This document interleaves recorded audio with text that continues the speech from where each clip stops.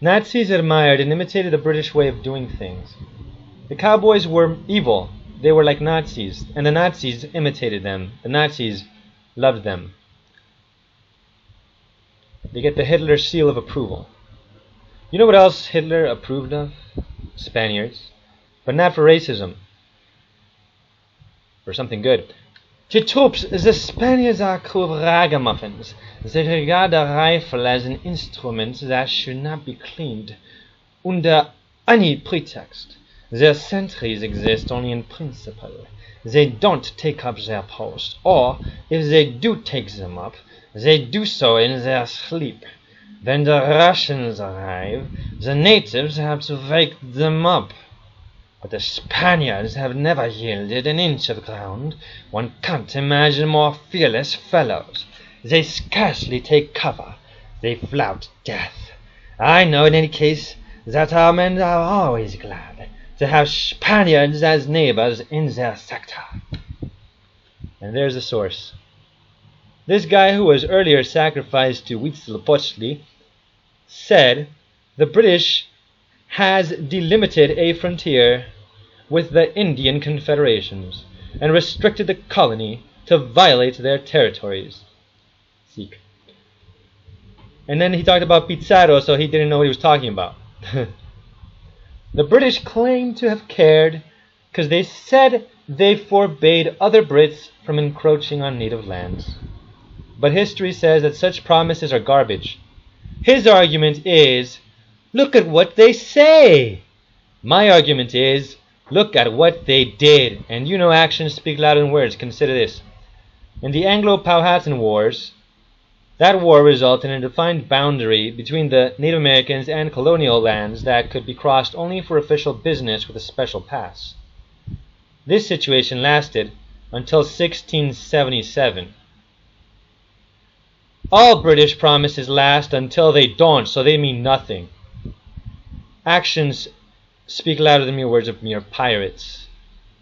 All British promises were to pacify natives so that the British could keep moving the goalposts in their westward invasion of Native America.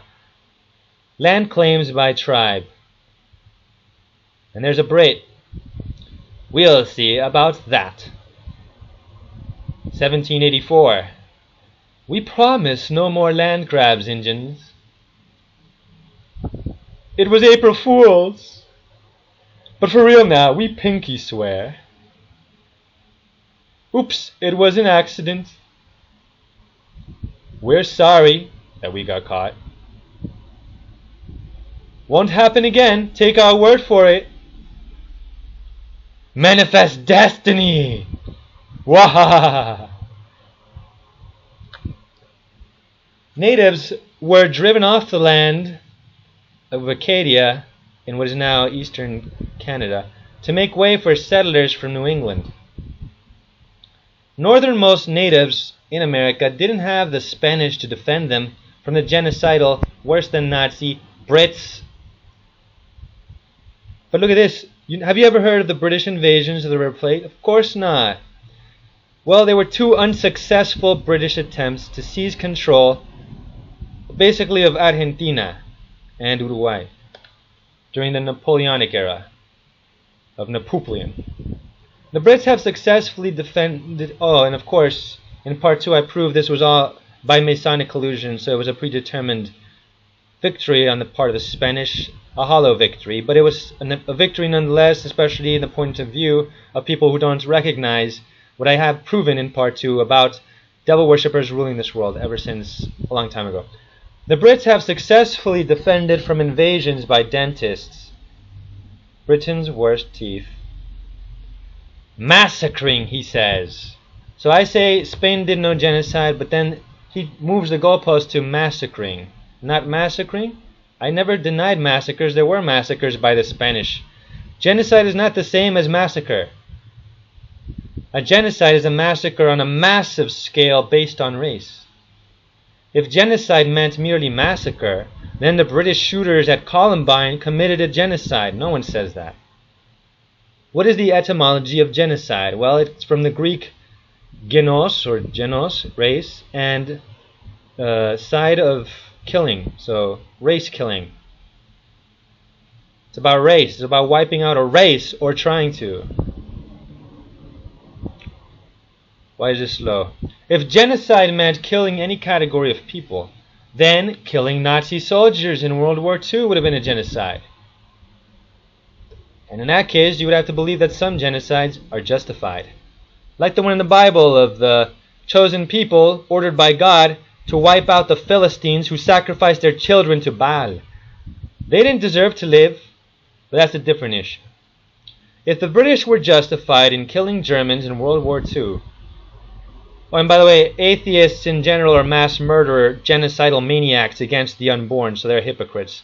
Don't listen to those self-righteous preachers. They don't know what they're talking about, or they're doing. They're lying through their teeth. They're self-righteous. Anyway, if the British were justified in killing Germans in World War II, then Spain was justified in killing Aztecs and Incas who sacrificed people to devils they called gods. The laws of Burgos, las leyes de Burgos, forbade treating the Native Americans badly, other than forcing them to be Catholics, of course. Heretics, and they're forcing people to be heretics, historically, when they had the power. Encomiendas were where natives were grouped together to work under a Spaniard for a salary.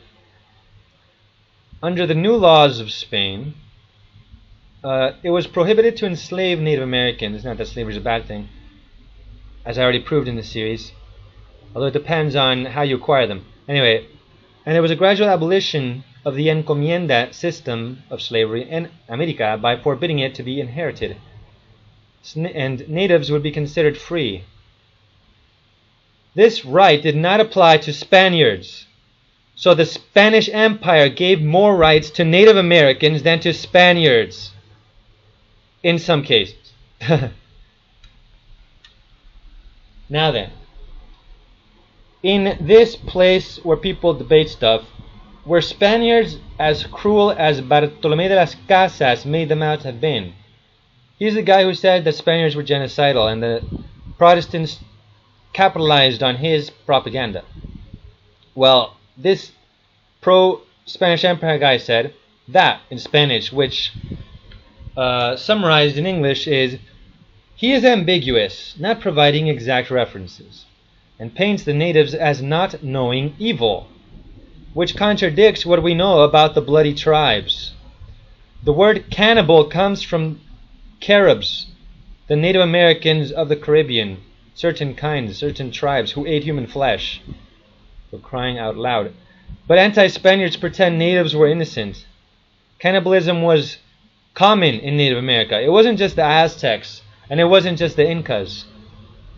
The Incas don't have as many sacrifices found because when they sacrifice people, they put them in the tops of mountains, in caves somewhere. It's really hard to find that when it's so nondescript. Now, Las Casas, I think he was a priest, I think it was a Franciscan guy, he preached against, he made the Spanish look bad, exaggerating everything and lying. He said, en estas ovejas mansas, y las calidades susodichas por su hacedor y criador así dotadas, entraron los españoles desde luego, que las conocieron como lobos y tigres y leones, cruelísimos de muchos días hambrientos. So he dehumanized Spaniards as ferocious monsters, ferocious beasts, and depicted the natives as literally meek sheep. For crying aloud, how are cannibals meek sheep? You can't trust him. He often exaggerated. If the alleged atrocities were as bad as he claimed, and in some cases there were atrocities, I'm not dumb or a liar. I know the Spanish did some of that. You know, they were Catholic heretics. They didn't really care about the truth. Anyway, he wouldn't have needed to exaggerate if they were as bad as he claimed. But the truth wasn't bloody enough, so he lied. He depicts the cruel Spaniards as Christians, which Catholics claim to be. He was obviously against the church he claimed to follow. Actions speak louder than words, people. Don't be gullible. His true allegiance was elsewhere. His mission was to discredit so-called Christianity, not just Spain. Bartolomé de las Casas was an agent of the Satanic Cabal. Martin Luther was another. Look at his hand sign of devil horns. Remember part 2 where I prove what I'm saying here. The Spanish did massacre in some cases, but they were acting typically in revenge of the natives who massacred their people in a cycle of violence. In some cases the Spanish started it, in other cases the natives started it. Now La Navidad was a fortress of 36 or so men who were dropped off by Columbus and his ships. When Columbus returned to that site, he found it burned to the ground and no one around. In the fields nearby, however, he discovered bodies of 8 Catholic heretics. Columbus later discovered that after his departure, his men began to quarrel among themselves, each taking as many women and as much gold as he could. Gutierrez and Escobedo left with 9 others, along with their women, for the gold mines. However, the lord of the mines turned, killed them, and then marched back to La Navidad, the Spanish fort, defended by Arana with 10 others and Guacanagari, I think, a tribal ally of the Spanish there. Caunabo set fire to houses, forcing Columbus's men into the sea, where 8 drowned and 3 were killed on shore. Columbus decided to build a settlement farther east in what is now the Dominican Republic. So here the Spanish were wrong because they were greedy, but this was not a genocide. They killed some and then they got killed. So those Spaniards were greedy, yeah, but they acted independently of the Spanish Empire. They were not told to do that. That was counterproductive to the Spanish interests of having a permanent presence in that site. Anyway, so they did not commit a genocide, even though they probably did massacre, and they were massacred. A massacre is not the same thing as a genocide, as I already proved in this video. Notice that the natives massacred the Spanish. So did the natives commit a genocide? Now, this guy said, 2 kicks or 100, the point of crime remains. So I said, so if your son put a wrong answer in a test in school, the instructor would be justified in multiplying that mistake tenfold or more, to the point where your son would fail the class? You would be furious at lying. Brits claim others are immoral when they are the worst, if not their masters.